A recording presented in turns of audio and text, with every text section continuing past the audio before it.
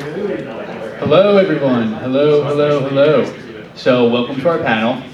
Before we really get started, I just want to know how many people here are actually in STEM. Okay, quite a few of you. Awesome. How about in education? Okay, cool. All right. So, welcome to our panel discussion today. Level Up, Game-Based Education. My name is Josh. I'm going to be the moderator. I'm also the user experience researcher of the team. But today we're going to be covering two main topics. So the first topic we're going to be kind of going over is how to make gaming more accessible. And then the second topic we're going to be going over is how we apply design and game logic to curriculum standards in order to make a fun and engaging experience for students. So first what we're going to do is we're going to go around the panel and kind of introduce ourselves. We'll start with Leah. Hi everyone, I'm Leah. Can you guys hear me? Yes. Yeah? Okay, cool.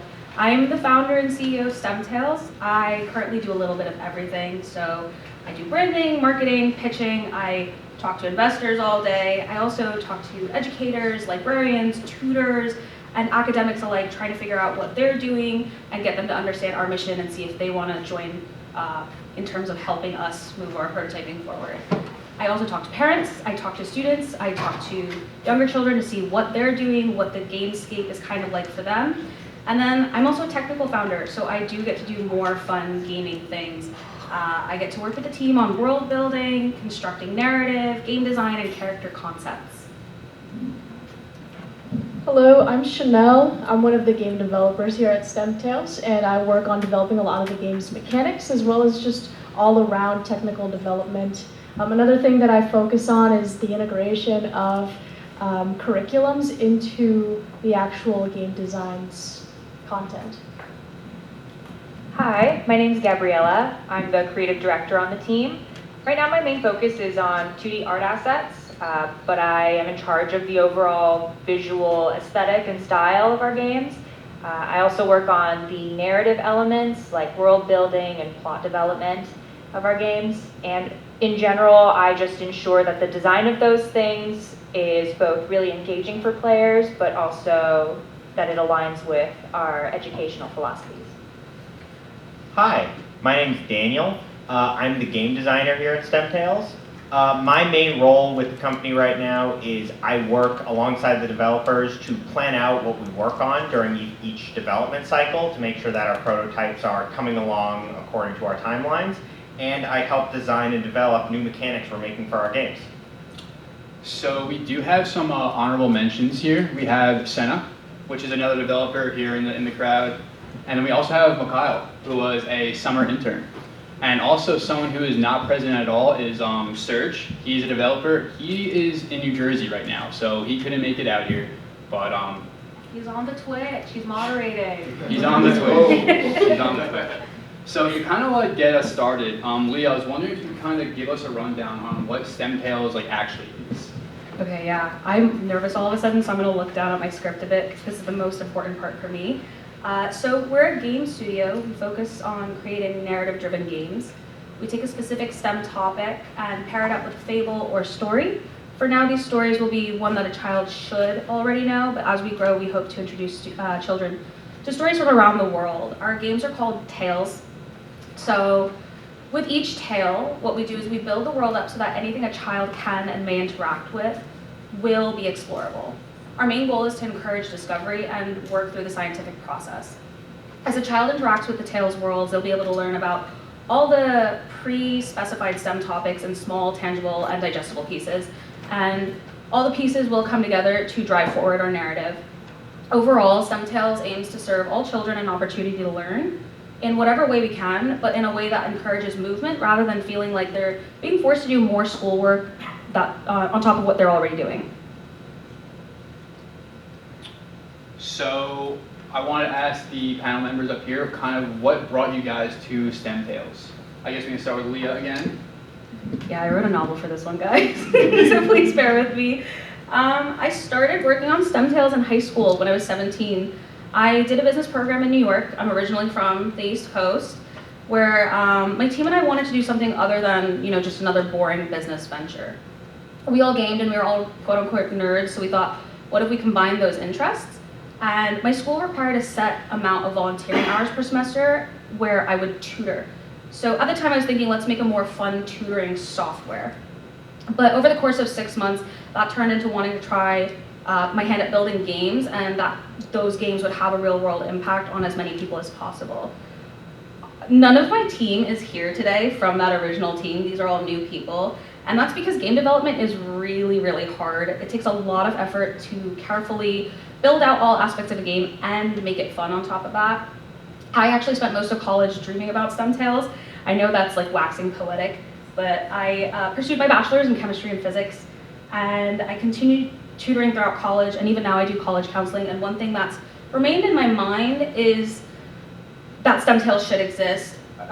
Especially around the time of the pandemic, I was getting more into philosophy in school and its interconnectivity with innovation and science.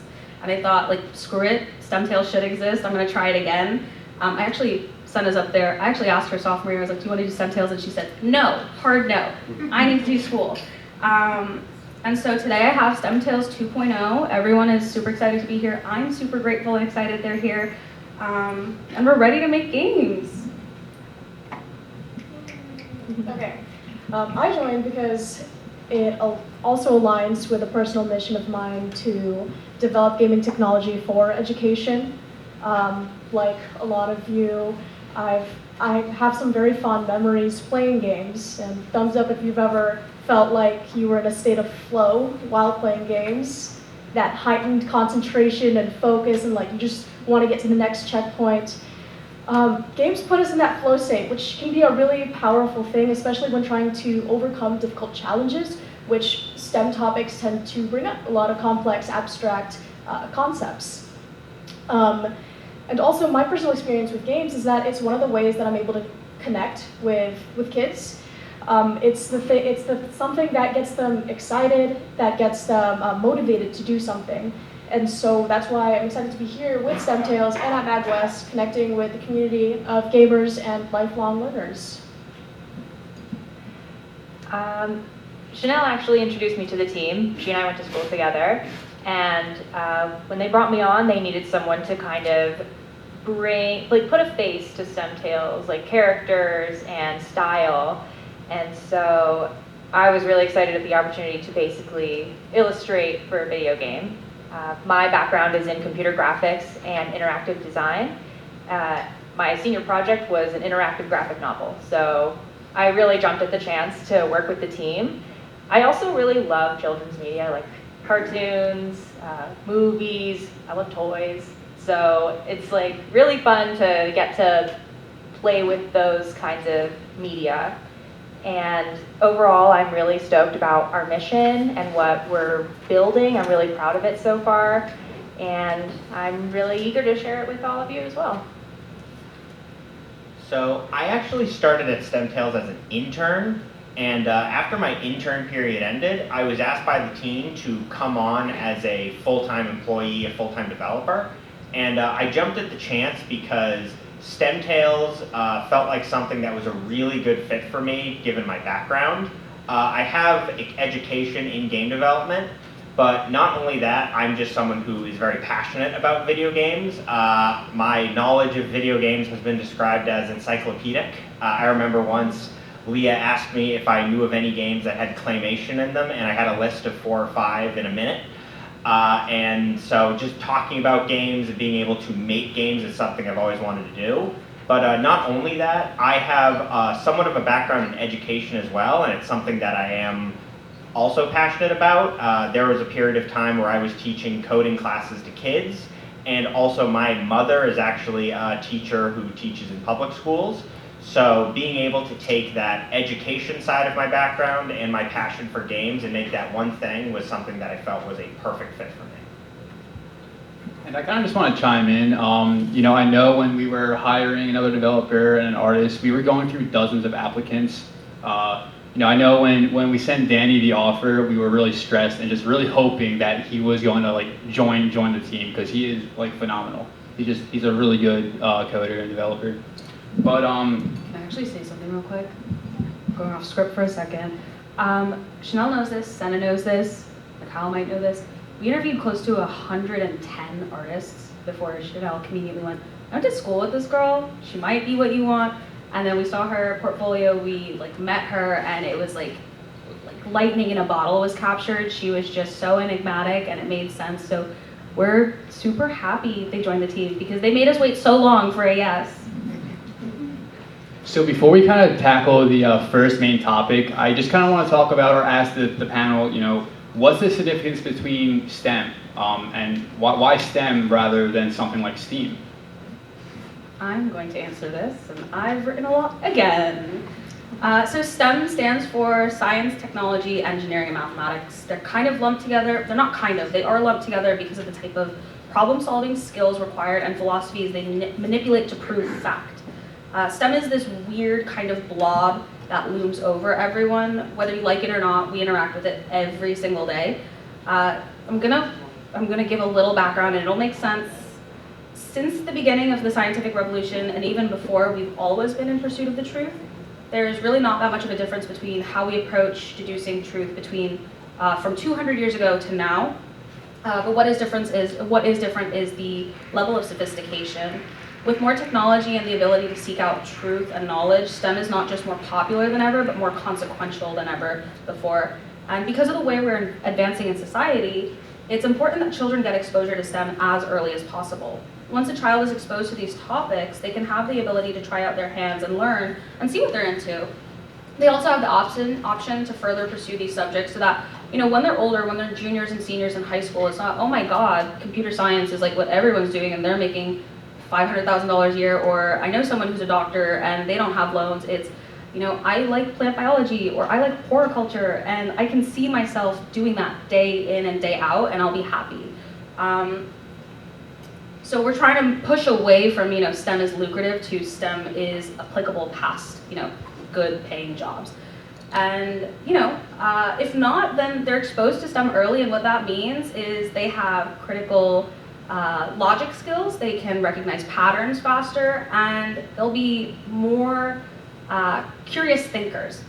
And then as for STEAM, we do agree that art does help in terms of retaining and retention in concepts with STEM, but STEM Tales just has a better ring to it than STEAM Tales. Yeah. All right, so we're going to be kind of jumping into our first topic here, making education accessible through gaming. So at STEM Tales, we seek to utilize video games to help educate kids in STEM fields and to generate interest in fields they may not otherwise really come across.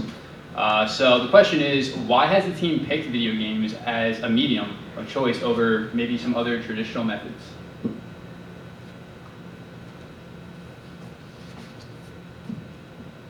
I guess I'm going to speak again. Unless you want to break this up and do a quick audience panel question, is that cool? Short exercise. Short exercise, it's fun. Give me a break. Thank you. Okay. So something that we did when we had first gotten together was trying to get into the headspace of, again, why games? Why do we love it so much? And so I invite all of you to think about a game from your childhood, or maybe something that you're playing currently that has some connection to STEM in any loose or direct way. Yeah, if you have answers, just say it out loud. I tell the story all the time.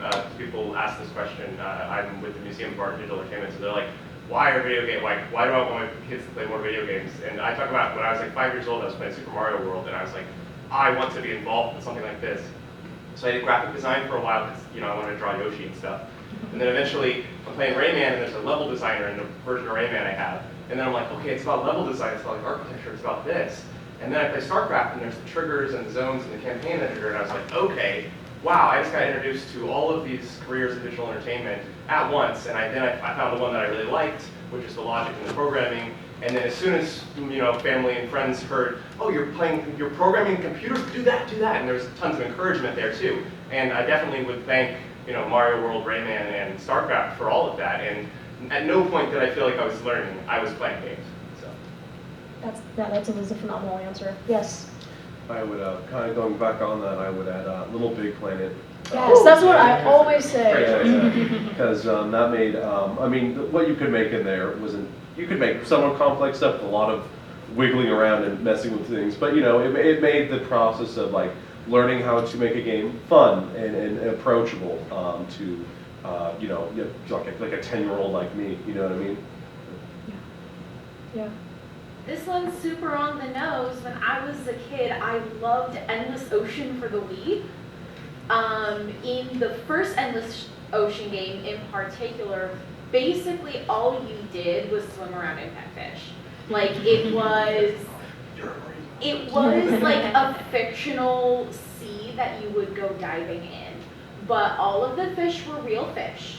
And as you continued dives and exploring the world, you not only learned about different types of marine environments, but you would also sort of unlock pages of information about the fish.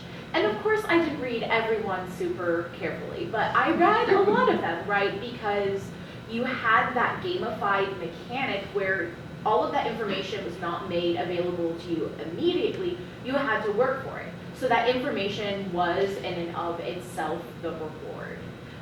So the second I got my classroom, the first classroom I had, which was not even really my classroom, it was a long-term sub-gig, I threw in an oceanography unit to do like marine food webs as an excuse to bring Endless Ocean and made my kids play it. I love that. That's rad.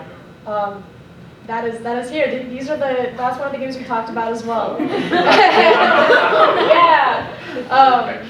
Yeah. So that's what we came to a conclusion with. All right, back to the show. So again, we kind of just want to talk about why we chose games over other traditional methods. Okay, it's me again. So I guess just like up front, games are the most accessible medium for almost everyone. They're easy to digest and they lack pretentiousness that other mediums have. Our goal is to get kids to interact with our games in a way where they sort of shed off who they are in the real world. And you know, if it's a POV, that's what they do, and they just explore and they try new things, they touch things, they see how they, you know, build upon one another and expand, and you know, they're practicing the scientific process without feeling the constraints of, is my teacher gonna dock points? Am I behind other students? Will my parents get mad if I don't get this? Or is this like a field that people should even care about, right? It's about the kid first. I also want to highlight something real quick. So we went to TwitchCon, Gabriella and I, last week, and we met someone at a science meetup who was a publisher at Britannica, the Britannica, and he mentioned that he's excited about Twitch and gaming and non-traditional mediums because when he publishes books, he gets so fed up with the fact that you'll have a textbook that was produced in the 1980s and is considered like Bible in biology or something, right? And evolution has moved a lot farther and progressed a lot more than what 1980 has to provide. And it's kind of ridiculous that you can't constantly update things. I was talking to Josh yesterday. Josh is a psychotherapist, and he mentioned between the DSM-4 and the DSM-5, there's like some 15 different indicators of autism, right? Autism is no longer something where you're you are high functioning or low functioning on a spectrum now. It used to be that you have Asperger's or just autism, and that's like this blanket for a lot that we don't know. And so when we're making games, we're allowed to constantly and continuously update what we're providing to children. So it's real-time information that they can get and use, and that's vetted consistently. Also, games are cool. Yeah, they're super inspiring as an art medium. Like, you guys just told a bunch of really cool stories about how games like change the trajectory of your life, and it's the immersion, I think, that really just puts you in a world, in a space that can't really be found easily in other places. Like, you know, if you get hit in a game, you say, ow, because that's you. Like, that's you in there. You don't get that experience in a textbook necessarily, or in a documentary, or in a classroom all the time. And video games can make those STEM topics like feel more real and accessible. So the accessibility of the games that we make are important, right? And we really want every kid to have an equal opportunity to kind of find their calling in the STEM field. So while keeping that in mind, how does using games for education make them more accessible over other forms of educational content, such as maybe like Khan Academy? So I can talk about this one.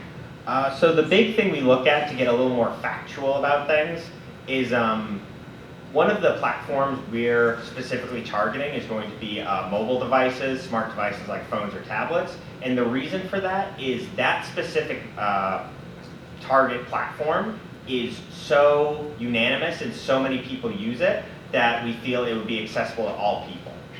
There's two big recent developments that we're looking at when we made that decision.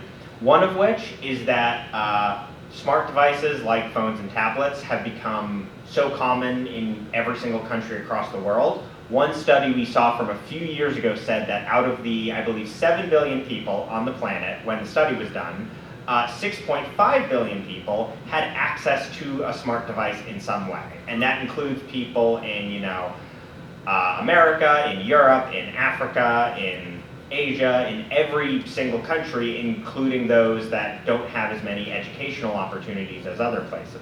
So if we were to put something on phones, we know for a fact that it would be able to reach 6.5 billion people at least. The second thing we're looking at is that phones as a gaming platform are becoming, for a lot of people, the main place they play video games, and a lot of people who normally wouldn't play games are now playing them on phones.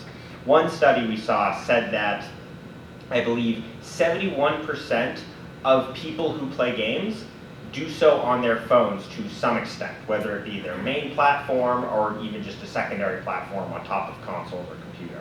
So when we look at that, all that together, we can really say for certain that putting games on phones is the best way to get them not just to as many kids as possible, but to as many people as possible.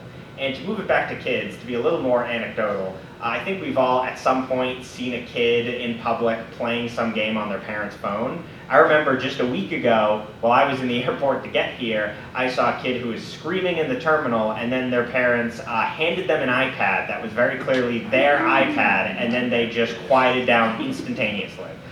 And so just from that alone, if we just put the game that educates kids on the device they already have access to, and in many cases is bought directly for them, that would just already be beneficial to them. And when we're talking about accessibility, we're also making considerations about connecting with people or audiences that are not neurotypical, like kids with autism or with certain learning disabilities or things like that. We're considering including diverse characters, accessible UI, and making sure that the game mechanics feel holistic and are universal for every kind of kid, every kind of player. And we want to make sure that the content is not only accessible, but digestible as well. And when a player can access that content easily, it gives them the confidence to continue to explore and play. So STEMTales does have an educational philosophy. Do you guys kind of want to talk about maybe what that philosophy is and why it's so important? So when we talk about the philosophy of education, we're talking about the values and the viewpoints that we carry that drive our decisions when developing games. We've all experienced some form of traditional philosophies probably at some point in our education. It looks a lot like a teacher, maybe a textbook, transmitting knowledge directly into the students and then testing their knowledge through standardized testing. And this method alone it's not sufficient. And so we've seen in the past 50 years this transition from traditional to more progressive methods. Like starting in the 1950s, there's been like a greater push for learning outside of classrooms and doing hands-on activities and contributing back to the communities and nature throughout our learning. And so as we're continuing to progress, we need education to progress with us as well. In the past few decades, we've seen trends towards more computational technology. And the truth is, kids are playing games, like some of the statistics that we saw earlier. They're playing games and they love it. We love it. And so games are current and they are present in our society today. And by focusing on the students, centering education around them, helping them become their own creators of their knowledge, we can reach kids where they're at. And so this focus on the kids' interests is one of the reasons why we want to push the needle towards more game-based learning in support of the existing education. Games are projects, they are sandboxes, they're laboratories, they're problems for people to solve, for kids to solve. And at this point, we're at a point now where game tech has advanced so much that this medium is highly suited to support the range of topics and interactivity that allows students to dig into these more complex STEM topics. Can I add to that? I think Chanel did a fabulous job at sort of going over that. I'd like to add, we're talking more broad strokes, if that's okay for a second. What we really want to do at STEMtails is embrace progressive educational policies and philosophies, pedagogies and philosophies, to encourage equity in education. Our primary goal is to be a resource for children, right? To achieve academic success, regardless of their social, economic, or academic circumstances. So just a quick question. You guys are super good at giving us feedback. We were really nervous through it. We were like, what if we get one hand?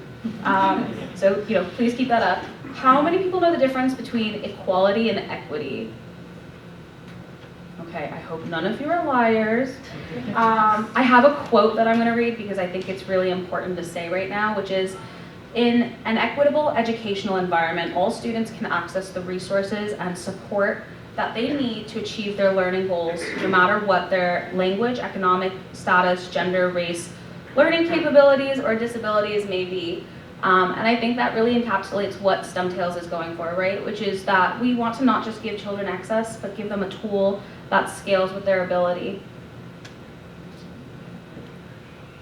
All right, so we're going to be jumping into our second topic of the discussion today, and that is applying game design and logic to the standards that we follow.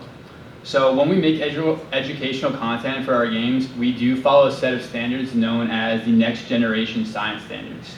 But what are the NGS standards, and how do we implement those into our STEMtail games? So NGSS, Next Generation Science Standards, it's a set of standards and assessment that emphasizes doing things with knowledge rather than just knowledge for the sake of knowledge. And so to break it down, there are three pieces that put it together. Science and engineering practices, number one, and so that's just the technical and scientific skills that students should know. So understanding how to make hypotheses and inquire. And then the second one is disciplinary concepts, disciplinary core ideas.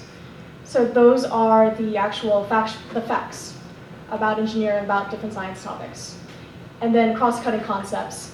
All of those concepts that pertain to a specific topic, core ideas from those unite across multiple standards. Another part that the NGSS gives us is performance expectations. So it describes what students must do to demonstrate the knowledge that they've gained. And so in games, this directly translates into actions that the players are actually doing. And there have been a number of games that are NGSS aligned. One of them I want to call out is called Legends of Learning. It's a collection of math and science games that are aligned with some sort of curriculum. I believe some of them are aligned with the NGSS. And there was one study that stood out to me. They implemented Legends of Learning across some schools in Virginia. And the way the study went was for middle school students, they recorded their test scores. And for some of those classes, they integrated Legends of Learning, in which they played it regularly, so every week. And then they got the same class's test scores that year after. And the amount of students from the classes that had NGSS aligned games integrated into it saw a much greater increase in their pass rates compared to the ones that did not have it integrated into their classes. And there's a lot of other games that have just shown how it engages students because of that immersive platform. One of them is the Sim Sciences project. It's, again, another collection of simulation-based games, and they just showed how engaged students can get. I think that there's still a lot of work to be done, though, with measuring how much it is helpful for students, and that's kind of a hard thing to measure because it takes time and it requires a lot of intention when measuring it and when applying it. But overall, we found that NGSS pairs perfectly well with games specifically because it focuses on more action-derived knowledge, and games offer that platform where players can do things and interact with the world. I think Chanel killed that. The NGSS is very dense, and good job.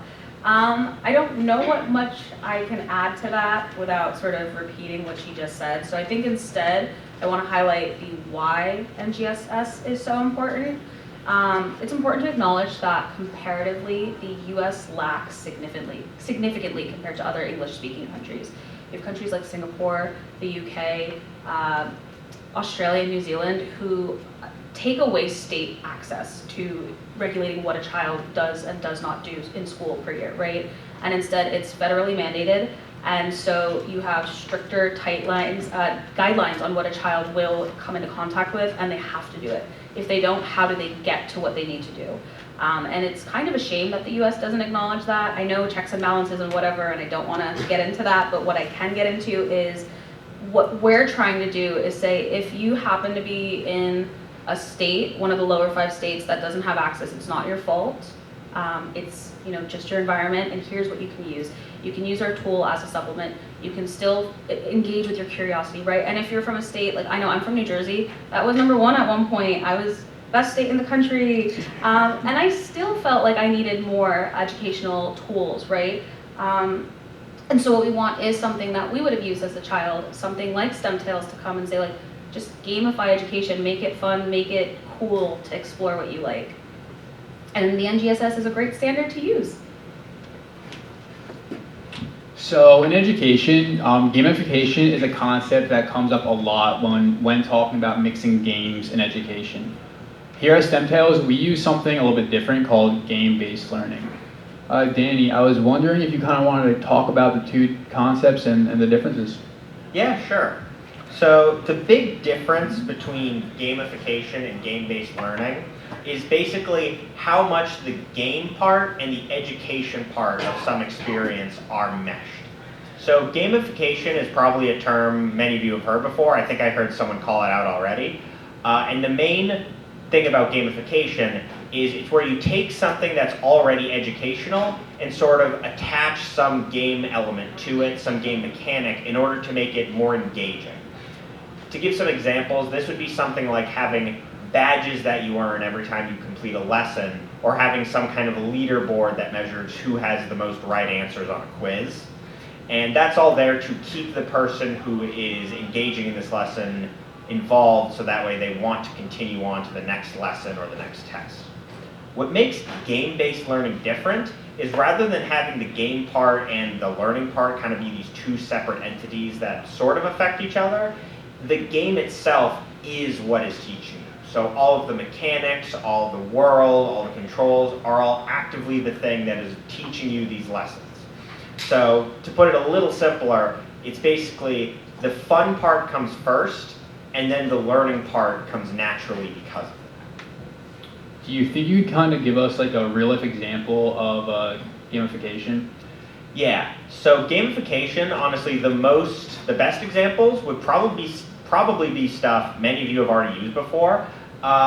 Show of hands, has anyone ever done a Kahoot quiz before in high school or at some point? Yeah. So that would be an example of gamification. And for those of you who don't know, it's basically just a group multiple choice test that everyone in class would do all at once, and then it would give you scores based on who answered the fastest and who answered correctly. So at the end of the day, that's just a multiple choice test, but because it has music and noises, it makes it fun. Another one that might even get a few more hands, who in here has ever used Duolingo before? Yeah, exactly. So that's the same thing. It's basically just a language learning app, but rather than just give you lessons about languages, it also gives you a score. It gives you a daily record for how many days in a row you've done it, and even gives you little badges and lessons for how well you've completed each section. And so those have had a lot of success in the past in terms of getting people engaged. The one issue we've seen with gamification, and the reason that's not quite what we're going for, is that it runs the risk of the people engaging in these lessons or in these educational experiences to focus on the wrong thing. For example, you might have people who are playing Duolingo and get more excited about getting that next badge than learning how to say a new word in French. And in those cases, they're not actually getting the important part, which is the learning experience, and instead are just getting the dopamine of whatever game experience it is. And at the end of the day, there's nothing they're really gaining out of that. Do you think you kind of give us an example of game-based learning? Yeah, so game-based learning is more what we're going for because the game and the learning are all in one. There's no way to avoid the learning part. An example of something a little more recently that's been tried is Minecraft has a newer, I believe a few years ago introduced it, called the Minecraft Educational Edition, which teaches some basic classes in like math and reading, but it's like takes place in Minecraft. And while that is a little bit still like gamification, where it's a game with learning tacked on instead of the other way around, that's still closer to what STEMTales wants to do, where it's something that we know kids enjoy, and then if you add learning to that, that will just make the whole experience teach them something without them even realizing it. So basically, that is what we want to do here. And to give kind of an anecdote to it, back in high school, I was one of those kids who would fall asleep in class a lot, not because I didn't care, but because I'd be staying up too late playing video games. And if the game I was playing was just teaching me something while I was doing it, then I probably would have been a lot better off. So with kind of that in mind, that's really what we want to do here at STEMTales, is just make something that the kids will want to play because it's fun, and they'll learn something out of it just by playing it. So we talk about STEM fields a lot, and we also talk about how important it is for us to give kids the opportunity to like kind of explore the STEM field. To kind of cap everything off, I just want to take a few minutes to talk about why that's so important and why STEM education is so significant. So I could start on that one. My answer for this is definitely going to be a little shorter and pretty simple. Basically, the way I look at it is STEM is a collection of fields that has a lot of opportunity and a lot of places for people to find their calling. And in our current educational system, there aren't a lot of opportunities for kids to experience these and figure out what interests them. One study we saw was that only about 15% of kids in high school are proficient in or have some interest in STEM topics. And I think everyone could agree that number seems a little low. And I'd say part of that is just because kids don't get good opportunities to experience STEM topics or really any experience at all. And just looking up here on stage, everyone here has found their calling in STEM to some extent. So we feel that just making something like this and letting kids experience it on their own, we would definitely see more people getting into STEM topics. Yeah, piggybacking off of Danny, it's unacceptable that education isn't consistent, nor is it readily available to all children. Our goal, plain and simple, is just to get kids into STEM as young as possible and to give them tools to explore and nurture their curiosity. I'm going to go a bit off script for a second, but I think this is really important. STEMTales has lived in my head for 8 years, and it's so important to me because I was someone that grew up in a town where I would have graduated college, yeah, and I would have done well, but I wouldn't have done STEM the way I wanted to. I love physics. I dream in physics, and I'm so excited to do physics. And I had to go to private school to make that happen. We had to bend over backwards in my family, and then I got to where I wanted to be, but at what cost, right? And it's just unacceptable that kids have to do that. That at 14 you're thinking about how do my test scores get me to where I need to be so that I can just do the thing I want to do instead of what tools do I have at my behest so that I can just be who I want to be and do what I want to do every day, right? It's just not okay. So yeah. All right, so I think we want to talk about kind of some of the things that we're doing now as a team on STEM Tales in terms of development and concepts and kind of things like that. So I could start on this one. So I'm working with the developers as the game designer, and right now what we're focusing on is the prototype for the first of our games, or our tales, as we said earlier. And not to overshare, but this one will actually be based on Jack and the Beanstalk, and its focus is going to be on biology and life sciences. And right now, the main thing we're working on is making and iterating on some of the base mechanics of the game that will influence the whole thing. One of those being the plant's life cycle, so that way we can show how plants in different environments and with different resources will affect how they grow, or if they're able to grow at all. And we're also focusing on kind of a quest and goal system to see what would be the best way to get kids to continue trying new things while also being fun so they can follow lessons. And we're just making sure that all of this also stays in line with those standards we talked about and follows proper lesson plans, so that way they are learning and having fun at the same time. So I wrote the same thing as Danny actually, and so I'm not going to repeat that. Essentially, we're all working on testing out a combination of mechanics and methods of play that represent the intricateness of the STEM world that's around us. But also, in addition to STEM Tales, outside of it, I also teach coding and STEM classes to students in the K to 8 grades. And it's that hands-on experience and the aha moments that you see from the kids that show that they do have a lot of passion. They are self-sustaining and adaptive learners. And that's especially important in this world today, where we're preparing them for jobs that actually don't exist yet. And so we're trying to teach them how to think on their feet, how to inquire, and keep pushing themselves to ask questions and to learn. And so that's important, because getting to work with kids is a part of the whole game development experience, because this is ultimately going to be for them. I'm working on creating Jack's sprite, his character design. Yep, there he is. Yeah, so so we're thinking about maybe even renaming him to Sprig, making it a little bit our own story. And yeah, there he is. We're continuing to just build that visual style. Like, he had many different iterations before this. Oh, and so, yeah, you can go on to the next one. So something that really inspires our visual look is like texture, patterns. I read a lot of like children's illustrated books to kind of get some ideas going. Because I love the way the watercolor looks. I love collage. We love Eric Carle. So that sun and moon is actually like a collage that I put together, and then I scanned it in, and it's one of the assets in the game. And so we are really inspired by that. Here's some more characters. And we're still in the development phase of like the world building and who the characters are going to be. And yeah. It's not thank you yet. I have to go. Ha ha ha ha. I'm not the tech one, obviously. I want to just highlight something real quick. So I am setting up our Kickstarter, which we're going to launch later tonight. But one thing we haven't touched on, which I think we should, is the third character from the left, Vion. That's my cousin. He's nonverbal. He's a lower functioning autistic child, but he's brilliant.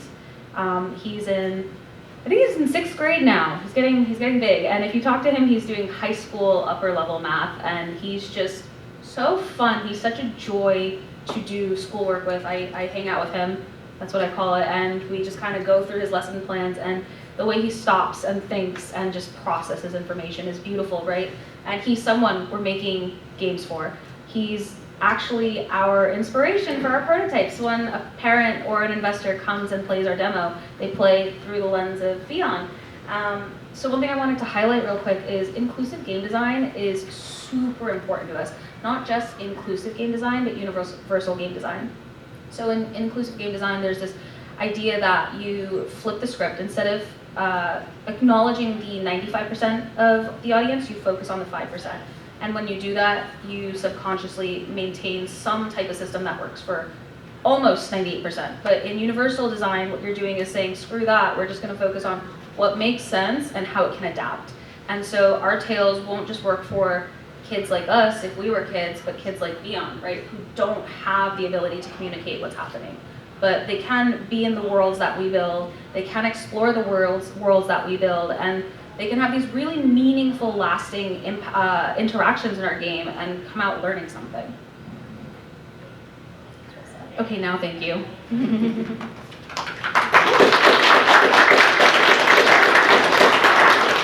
So I think we're going to be opening up the panel for questions from the audience. If anyone has any questions, I'm not sure if we have some questions. I have a question for you. Sure. Okay. You haven't talked yet. How do your therapeutic practices influence the design of educational games? So when I was first kind of brought onto STEM Tales, they were kind of asking me like, hey, you know, this is the target group that we're going for, this is the age group that we're going for, what are the types of things kids these ages kind of look for? And I immediately went to Erickson's stages of development, which each age group has a different kind of stage or of for instance, kids who are ages like 8 to 12, right, or maybe it's 7 to 11. They have this sense of either an industry or inferiority. So what that means is, you know, they want to be more independent. They want to feel like they're doing things on their own and they're creating things on their own while still having that support and kind of slight hand-holding. So, you know, that's kind of where I came in a little bit when we were talking about Jack and the Beanstalk, for instance. And also, of all the different game genres, why narrative games? Why focus on that? So with kind of going back with what I just said, narrative games kind of like guide the kids while still maintaining that independence for the kids that are playing the game. That's pretty much it. Does anyone have any questions they would like to ask? And you're welcome to come up with, if you're comfortable with the microphone, otherwise we can hear you as It's well. also a small room, so your voice projected well earlier. No worries. Yeah, I'm pretty loud. I mean, I've got a million questions, but I'll start with a few. So first of all, when you are working on a game that is as accessible as you can make it, how do you navigate concerns about games literacy, right? Like when in education, we are concerned with a lot of different barriers to accessing the learning. And those barriers can come in a number of forms, but one of the things that teachers are not often trained to equip, right? Teachers are sometimes trained to, help a student overcome language barriers that are preventing them from accessing the STEM content knowledge. But for educators in particular, addressing barriers in games literacy is a whole new frontier. And what sort of tools can your games and that you can potentially advise educators on for overcoming those new sorts of barriers that come with this?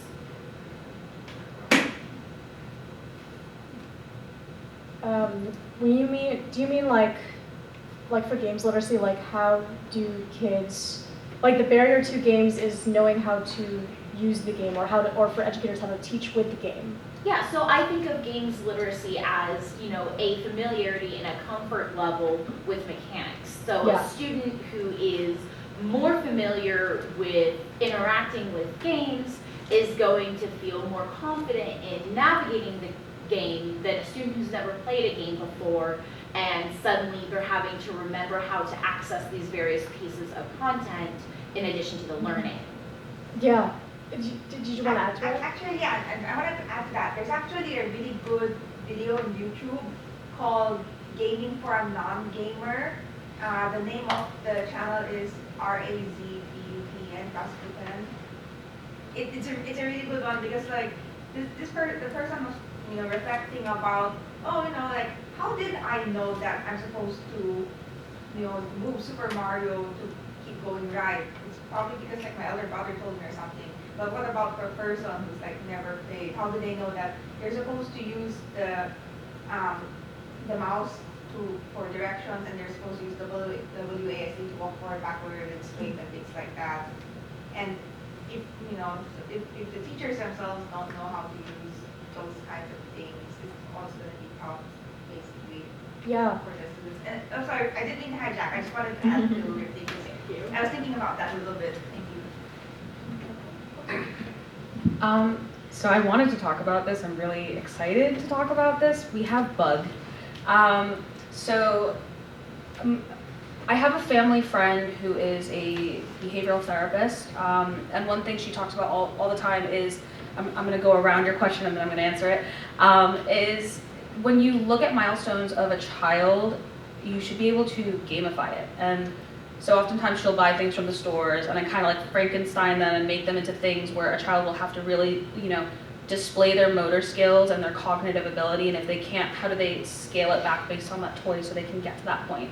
And when we were hearing that, what we were thinking is, what's something cute, what's something fun that's non-confrontational to a child that will encourage them to play? First and foremost, just having a really good tutorial screen and a space where they can move and kind of figure things out. I think old school 8-bit games do a really good job of that, just like the Mario, the little yippee jump they do, and then you walk around and run and hit things, and you're like, all right, let me start the game. So we came up with this idea that, a child can pick their own bug, and then the bug is built to know what 100% of the game looks like at every given instance in the game. And so as the child is exploring, they have this little tiny companion, like Boots from Dora. I don't know if I'm allowed to say that on Twitch. But like Boots from Dora, and the bug kind of tells you like, hey dude, you're not looking where you need to, or maybe like let's light something up in the background. And again, it's all about like gently encouraging the kid to look at everything around them, look at all the information presented, and then kind of scope out what they need to use. And if they don't get it right, just reiterating it, right? And finding a way to reiterate it so they don't get frustrated, which is something that happens in school inevitably. A child cannot answer 5 times 5 15 times the same way, right? If they don't get it. So how do you get them to get it so that they get 5 times 5 is 25? And so the bug is equipped to understand 100%, 75%, 50%, 25% output, and then encourage a child to move based on how they're performing. Yeah. Yes. I kind of want to kind of add on to this line of questioning as well. I'm an educator and game developer, and I've also been a game developer for educational games as well, both for children educational games and adult educational games. When I say adult, I mean like adults, not porn. Just to be clear, I've had that question asked a few times. But I've seen a few pitfalls in some educational games where kind of they, on one end of the spectrum, they almost try to bolt on education to regular game mechanics, you know what I mean? Where it's just like, like what's 4 + 4? Now you can like shoot the enemy. That's not exactly what I've worked on, but you know what I mean. Or they, on the other end of the spectrum, where it's like they almost remove the mechanics entirely, so that it is, I don't want to say like a visual novel, but there really isn't, it's not much of a game. There's not really many mechanics to speak of. It's only a very game in very light senses of the word. And I've kind of, been on teams or worked on games on like both ends of the spectrum. And I was just curious about what you guys are doing. Like how are you kind of trying to find that sweet spot, I guess I should say, where it's, not too mechanically complex, it's still very accessible, but it's also, it's still a game, you know what I mean? It's still educational, it has educational elements to it, Yeah, I know what you mean. Like I think a lot of educational games I've played have been where playing and learning are separate. And it's like I get to do a bunch of fun things, and then all of a sudden there's a pop quiz question that seems totally irrelevant from what I'm actually doing. And I think that circumventing that lies in the root of the core concept of our game's theme. And so Jack and the Beanstalk is a story that has a lot of like life science concepts integrated already. And so we're trying to play more into the experience of discovery, curiosity, and exploration. There are some pieces of this that might be a little bit more like simulation-esque to represent real life situations, but in this fantasy world. And that fantasy world is, I think, what elicits a lot of what brings out a lot of the fun aspects of the game. And hopefully and we're wanting that same like player movement so that characters feel like they have that freedom to jump around and yippee on boxes and whatever. And we're continuing to iterate as well. Like our earlier versions, not ideal, but we're just continuing to kind of build on it, and eventually we'll get it in the hands of kids and get their feedback. So we're still like going through that process of finding that sweet spot. So I actually have to interject. We have 1 minute. I don't know if we can stay over in this room, and I also know that our Twitch mod, very official, has like juicy questions. So I was thinking maybe we could answer one Twitch question, and then we love talking. We are chatty Cathy's on our team. We have new business cards, so if you guys want to talk, we can talk after this. We'd love to hear what you have to say and connect. We're always down to connect with everyone. So Sana, do you want to read the question real quick? Yeah. Sorry to cut you off. We have a question from J. Phillips 2000. He's asking what each of the team members' earliest experiences in STEM were. I have an answer. I went to Tech Trek. Has anyone heard of that in Santa Barbara? Yeah, it was a girls' science camp between 7th and 8th grade. And that was quite stressful to be away from home for the first time, but it was also my first introduction to computer science and computer graphics. And I think that was probably one of my earliest like STEM experiences. Mine was going on field trips. I live in San Francisco. We went on a field trip to the same mountain 4 times, hiked it up, rain or sun, and we had to help pull out a bunch of plants that were invasive, and that was fun. Slip down muddy trails. So that was mostly science. My background's all in computer science. I did not touch computer science until my first class in college, and that was a challenging uphill battle for 4 years. So I have an answer as well. I don't know if it's my first, but it definitely was the one that like stuck with me the most as a kid. At one point in middle school, we had a technology class, which I still don't quite know what that means. But at one point, we had a day where we did coding practice, and that was the first time I had ever done something that even slightly related to game development, which had always interested me. And I remember being super excited when a lot of other kids were quite apathetic to the whole thing. And I remember I actually wound up helping people because I finished so quickly. I took a coding class in community college. That is my experience and only experience in STEM. After I took that coding class, I decided that maybe I should go into psychotherapy.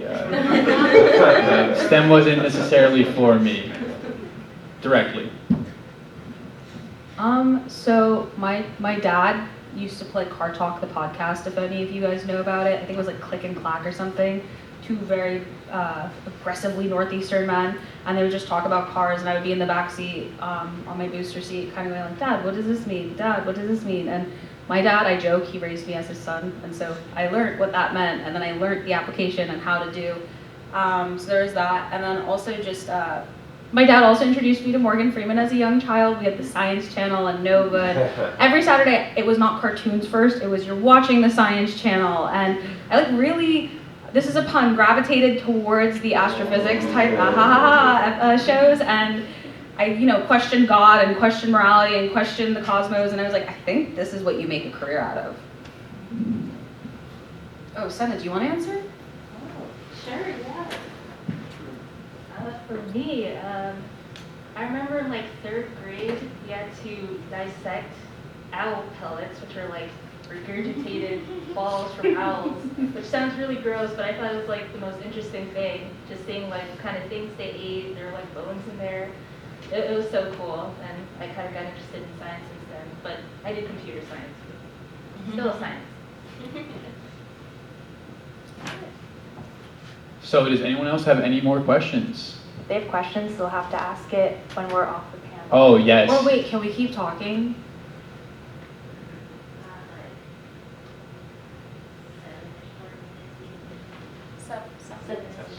Okay. Okay. Okay, we have 7 minutes. Let's speed run this, guys. So I think we should ask the gentleman in the back. As a teacher, I'm trying to figure out, there's a lot of nuances to bringing in curriculum into the school side, and I'm trying to figure out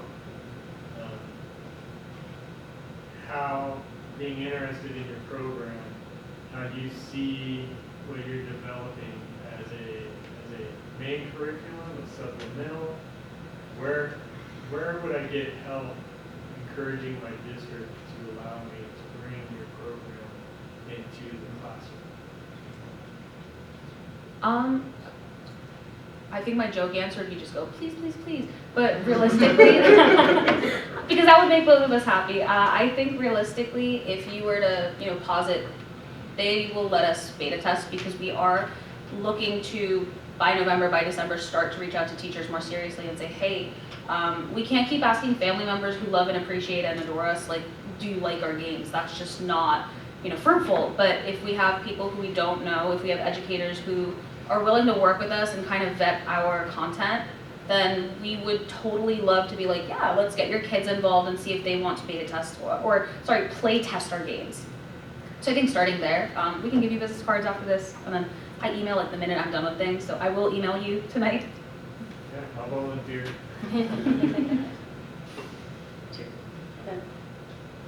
Yeah, I guess for me, one of my questions is, like, as a teacher, one of the hardest things for me always is teaching multiple grade levels at the same time. Like, if I have 8th graders and 4th graders in the same room, it's really hard to serve both of them equally at the same time.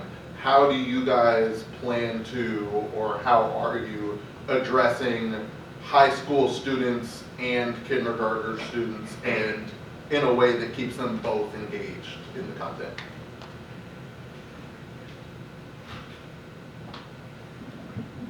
I think most of ideally the content would stay generally the same, but the way that you play it and how much guidance you have throughout the game will change based on that. It's exactly similar to having different difficulty levels in a game. And so we would want to work with, we want to see a little bit closer the different grade levels and what their curriculums are and what's expected of the students at that age to be able to do, and fill in the blanks when they don't necessarily need to know those concepts just yet, and then have those things be unlockable. Not unlockable, but we can unlock them based on their age, and then they have to do a little bit more. Our goal is also to scale content. Like Jack and the Beanstalk, for example, we could have many different versions. Like one for kindergartners, one for 3rd graders, one for older kids. So further down the line, we hope to kind of address that age gap with different iterations or versions of the same story, essentially. Yeah. Just coming at it also as an educator, as a teacher, I think my question would be when I'm in the classroom, I would love to bring in a game to the classroom, have students, engage with that, work with that. But as an educator, I always like to get feedback from my students or interact with what they are doing as well, so I can see maybe how they're progressing or see what they know. And so my question to you would be, where do you see educators, teachers, kind of interacting with your game? Would you have tools for educators or teachers to look at the game and see students' progress, or assess students, or differentiate or get feedback from the students? How would you guys do that if you have any ideas for that? So, sorry, mine just went blank, guys. I think the quickest answer I can give you is, when you get progress reports online and they tell you exactly what you've done, or even when you've played a game, you've accomplished this much, you've accomplished that, you've unlocked this much, we're gamifying that aspect of our very game-based educational platform, which is how do we create a report where a child can see their progress and understand what they have to do, and where we can tell them, like, you're gonna try this again, or you have to go back to this without, deflating their ego, but also in a way where we use language to our advantage, where an educator will pick up on what's happening, but a parent won't get mad, right? Because we also don't want parents to, like, hit their kid or anything if, like, God forbid, they're just a helicopter parent that cannot handle bad grades. And so that's the easiest thing we can tell you right now, is just like creating reports where an educator knows how to read it, a child knows how to ask questions about what they're doing, and has like that game plan set up, and then a parent is just like, okay, yeah, you did it, we're paying for this, cool.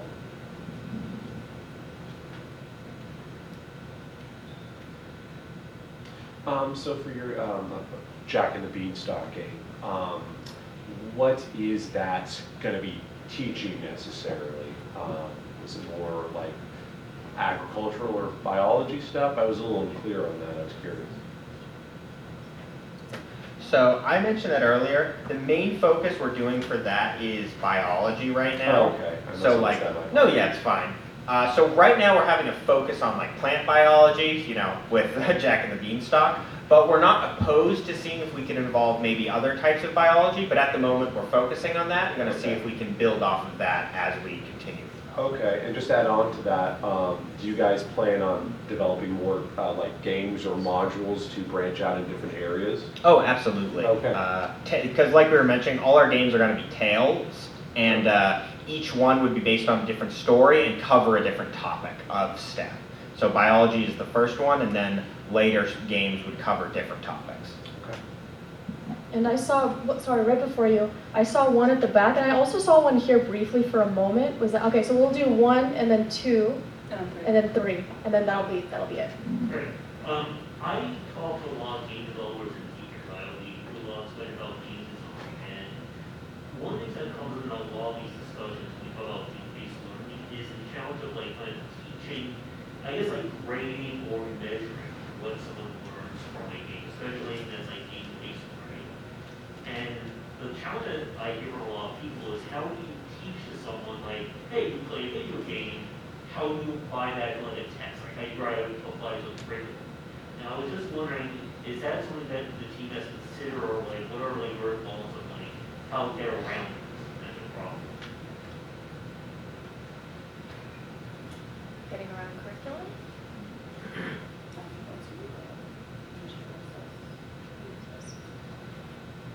Okay.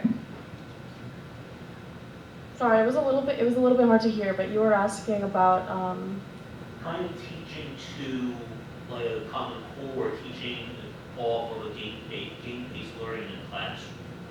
How do you get around people who say like, how do you like grade someone for playing a game or learning? Yeah, that's a really good question. I think so. One of the things that I noticed with games is that typically you have some sort of a task or a goal that you're trying to accomplish, and the way you get to that goal, think about like a puzzle. You gotta think to attain that goal, and I think that the way that I've been thinking about it is being challenged with a problem within the game in which you have to use knowledge that you've gained while playing in order to solve that. And so the assessment there is, what was your process for, how did you go about solving that? What was your process through that? And I think that those are some really good discussion points, especially to talk about if there's an educator present with these games. Hi, a quick question, and then I'll just ask a question after. Is your game a single player or a multiplayer cooperative? For safety reasons, it is a single player.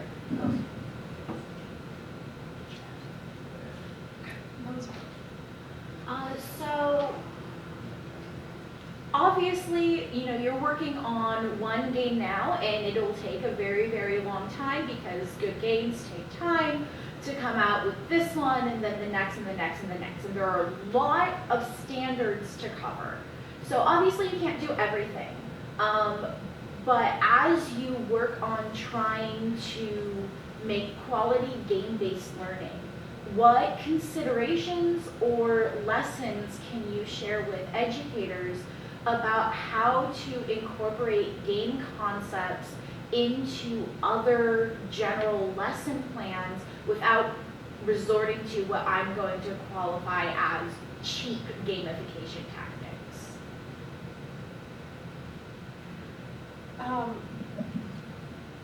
I haven't thought about this too much, but the first thing that came to mind was, we put a lot of thought into the scenarios that we build out, the problems that we're trying to solve, the different tools or hints or things that the player has to do in order to accomplish something in the game, and all of that is mapped out to one of the NGSS standards. And so,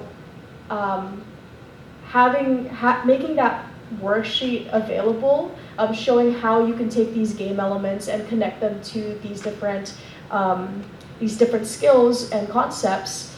I'm hoping that will help show how you can draw those connections, especially when building out more of these tools and just creating this, building out the community and resources that we can all share to implement those methods of learning through play.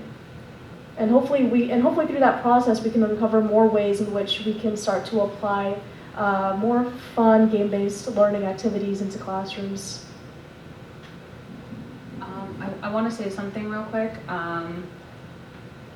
We had like this kind of sounding board or mood board, I guess, where we were like, what tale can we create, right? So if a tale is a STEM topic and a school subject, or a STEM subject, sorry, where can we combine them? So like the princess and the pea, right? Maybe that's recursion in engineering. That, like, think very visually.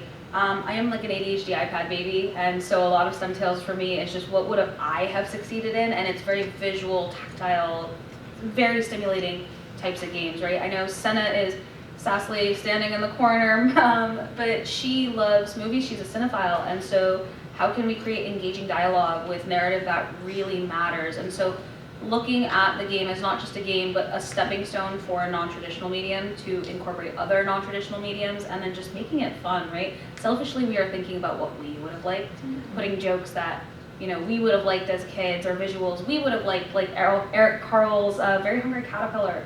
It is something that everyone's like, oh my god, I know exactly what that is. So using texture to our advantage. And those things together combined do help push forward the education, right? Because education can be very gate-kept. I don't know how to say that, right? Like, a lot of people gatekeep education and information, and so how can we open those doors and make it more accessible and make it palatable?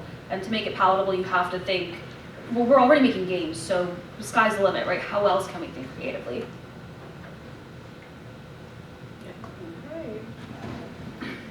So again, if you guys have any questions for us that you weren't able to ask during this little section, we're going to be hanging out for a little bit. I don't know if we're going to be outside, not in this room, I'm assuming. Yeah. So out there, please come say hi, ask us some more questions if you want. And thank you for coming. This was our first panel, so thank you so much.